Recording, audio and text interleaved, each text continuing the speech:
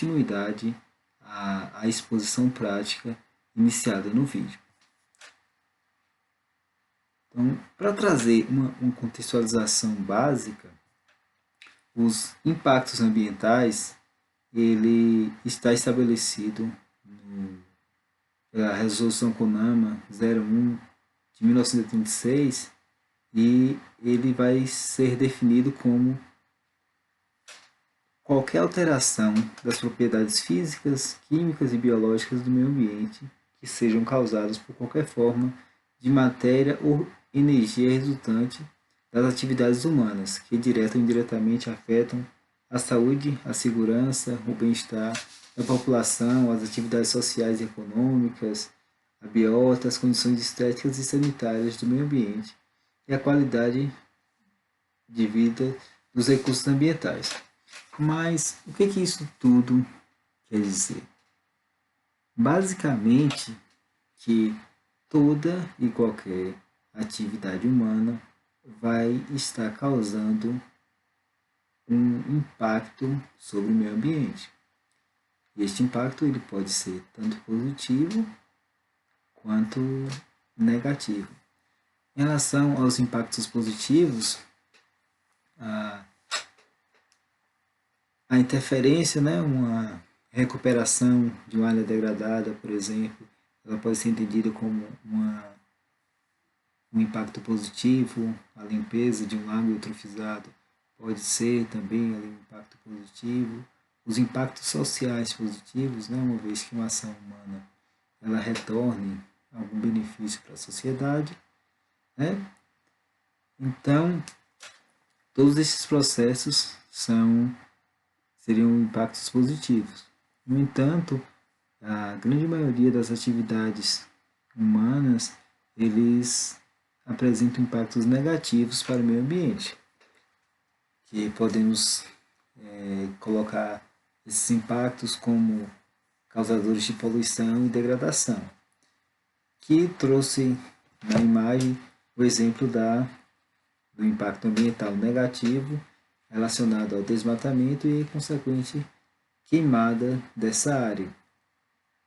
Então, nesse exemplo, poderíamos entrar como impacto a diminuição dos mananciais, provável extinção de espécies, inundações, erosões, poluição, mudanças climáticas e destruição de habitats.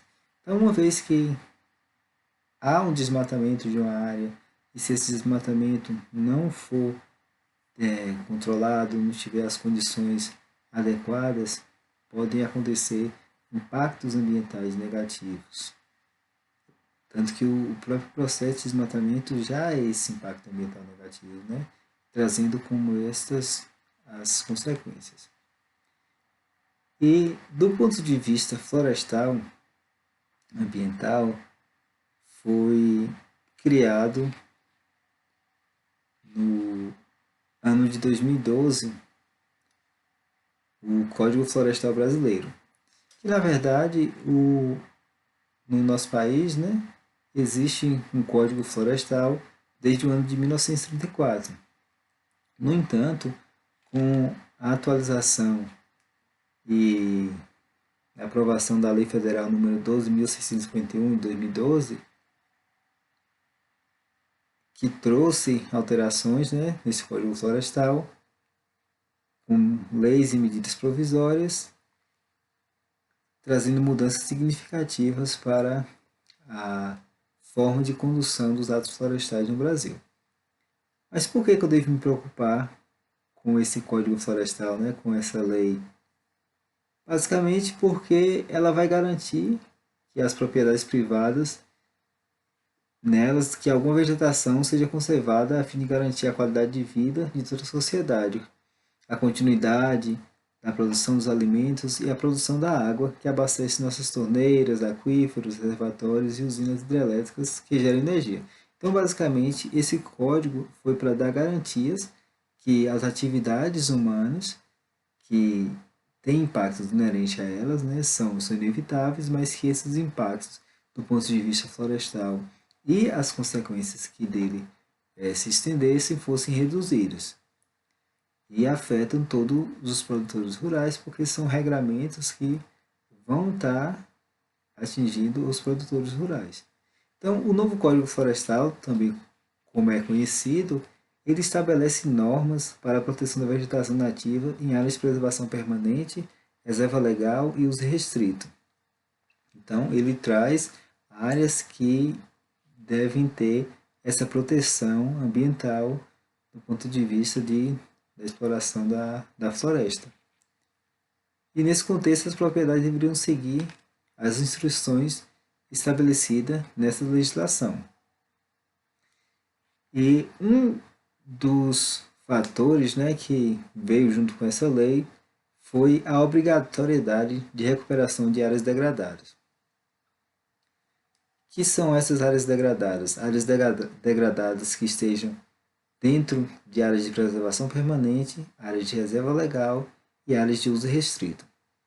Que eu vou estar explicando um pouquinho, né, o que é cada um deles e como que deve ser feita essa recuperação. Mas é importante que nesse Código Florestal ele estabelece algumas condições para que aconteça, né, essas recuperações e essa obrigatoriedade de recuperação dessas áreas.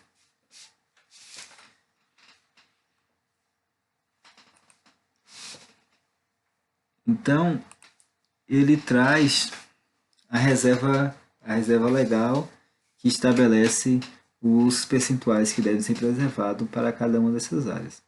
Reserva legal é, segundo o Código Florestal, ela estabelece que todo imóvel rural deve manter uma área com cobertura de vegetação nativa, que deve ser feito a título de reserva legal. Essa área, ela se trata de uma área onde vai estar sendo garantido que as atividades ali na propriedade sejam desenvolvidas com respeito ao meio ambiente e de forma que possibilite o desenvolvimento econômico de uma forma satisfatória. Então, essa reserva legal vai segurar que esse desenvolvimento ocorra de uma forma sustentável. O que é sustentável? É fazer a utilização desses recursos naturais, recursos da sua terra, da sua área, mas se preocupando também com as relações com o meio ambiente, de forma que você não desfrute, não acabe, né, com todo esse material que tem na sua propriedade. É bom porque está na lei, mas também porque vai garantir que sua propriedade ela funcione de uma forma melhor, uma vez que a fauna silvestre e a flora, né, os pássaros, os animais, vão estar ali na sua propriedade, né, na área de reserva legal e cumprindo a sua função ambiental. E estabelece os percentuais, né, que na Amazônia Legal vai situar em torno de 80%, acima de 80% da reserva legal, no Cerrado 35% e nos Campos Gerais e demais áreas 20% da propriedade deve ser computada como reserva legal.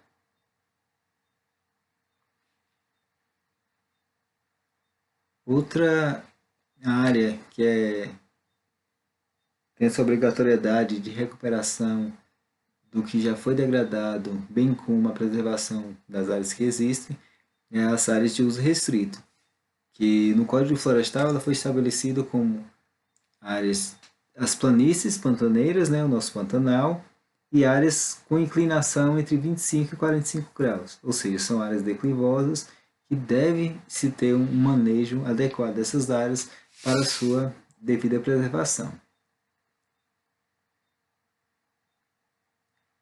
No Pantanal, deve ser feita um manejo onde é permitida a exploração ecologicamente sustentável, de forma que se considere as recomendações técnicas dos órgãos oficiais de pesquisa. e novas supressões de vegetação nativa para o uso alternativo do solo ficam condicionadas à autorização do órgão estadual do meio ambiente. Então, basicamente, é possível manter atividades agro-silvopastoris na região do Pantanal, desde que se respeitem as regras que vão ser estabelecidas pelo poder estadual de cada um desses estados. Já nas áreas com inclinação entre 25% e 45%, é permitido o manejo florestal sustentável e o uso de atividades agrícolas, né, desde que se faça o uso de boas práticas agropecuárias. Ou seja, como são áreas inclinadas, declivosas, deve-se fazer um terraceamento, fazer a contenção de erosão, plantio em curva de nível, de forma que evite, né, que essa condição de relevo dessa área seja uma fonte de degradação, né? Porque se eu trabalho em áreas declivosas sem estar fazendo um processo de proteção dessas áreas, eu vou acabar tendo o aparecimento de paletas, de vossorocas, vou ter carregamento de material para as áreas mais baixas, com a possibilidade de causar o assoreamento dos rios, né? Então, é permitido que se faça a manutenção das suas culturas nessa área, mas com respeito às condições dessa área de fato, né? E, por fim, mas de forma alguma menos importante, as áreas de preservação permanente, ou mais conhecidas como APP. Essas áreas de preservação permanente, ela é uma área protegida, né, que vai estar coberta ou não por vegetação nativa, e ela tem essa função ambiental, essa função de proteger os recursos hídricos, a paisagem, a estabilidade ecológica e a biodiversidade, além de facilitar o fluxo gênico da fauna e da flora. Que é isso? Eu vou estar facilitando com que as plantas e os animais consigam se desenvolver naquela região, além de ter a função de proteger o solo e assegurar o bem-estar das populações humanas. Então, são áreas que são sensíveis do ponto de vista ambiental, social, ecológico. Enfim, nas nascentes, pode estabelecer uma área mínima de 50 metros ao redor dessas nascentes. Então, é imprescindível que se proteja a área de entorno das nascentes de forma a garantir que a água que dali saia seja uma água de qualidade e que essa nascente esteja protegida para que ela não seque. Não é estabelecido por lei, mas é muito importante também que se preserve toda a área de recarga dessa nascente. Deve ser identificado áreas que vêm dar contribuição para que a água infiltre e venha a se tornar nascente. Outro tipo de APP estabelecidas são as APPs de topo de morro, montes e serras. Então, lá no uso restrito, eu estou trabalhando ali com áreas de inclinação, então aqui estabeleço áreas com topos de morro e serra que também devem ser preservados. Também é considerado área de preservação permanente as encostas, ou seja, são regiões com declividade acima de 45 graus. Então, diferente da área de uso restrito, que eu tenho essa liberdade entre 25 e 45 graus, que eu vou fazer ali um uso restrito, se essa inclinação for superior a 45, eu não posso estar trabalhando nessa área, porque é uma área de preservação permanente. E aí ainda temos a APP de mata ciliar, importantíssima, né? E ela vai estar tendo variações de acordo com o leito do rio, né? Com a largura desse rio, além das APPs de restingas, que vem cobrir toda a área fixada em dunas estabilizadores de mangue.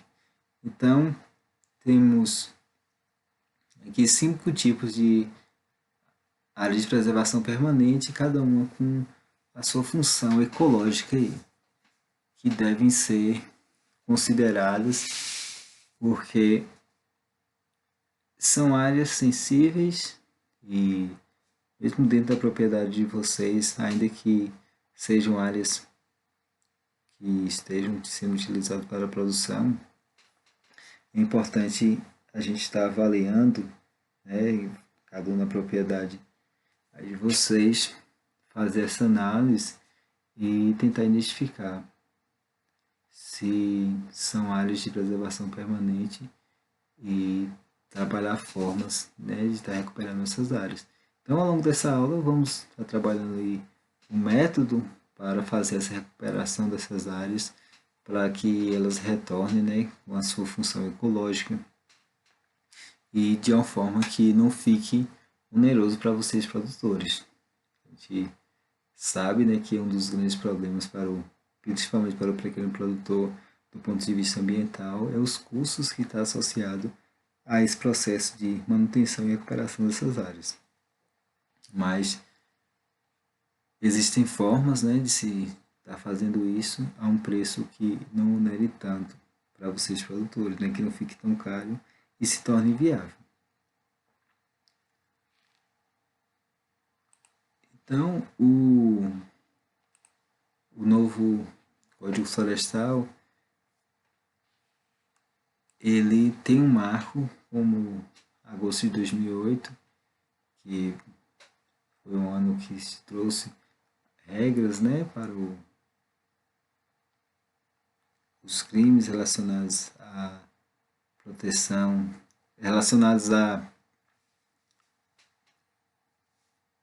degradação do ambiente. Então, a pergunta que se faz, né, se há essa necessidade de recuperação dessas APPs. Então, se a sua área de APP em agosto de 2000, em julho de 2008, estiver com as dimensões mínimo estabelecidas, então, se a APP está conservada, eu vou manter essas APPs conservadas para que eu tenha essa continuidade aí dos meus recursos naturais. Já se essa APP está degradada, ou seja, se não estabelece as dimensões mínimas, por exemplo, é uma área de nascente e não tem os 50 metros preservados como se deve, então essa área está degradada. Então, existe ali um desmatamento, o solo está descoberto naquela área, dentro do raio de 50 metros, então eu estou ali com a APP degradada. Então, se ela está degradada, eu devo fazer a recuperação dessa área.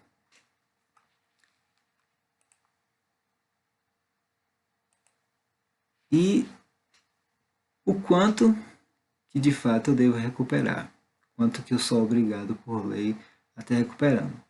Então, nesse primeiro quadro que eu estou mostrando aqui, para propriedades com até 4 módulos fiscais. O módulo fiscal ele varia, né, de município para município, situando uma faixa aí que pode variar de 5 a 110 hectares. Né? Então, é fazer a consulta do seu município para ver qual o módulo fiscal dele, né? Ele se enquadra. Então, para imóveis rurais, né, com áreas de até um módulo fiscal, nos cursos d'água, ou seja, nos rios, estou sendo obrigado, né, vocês vão ter essa propriedade, tem a obrigação de recuperar 5 metros de largura aí das áreas de mata ciliar.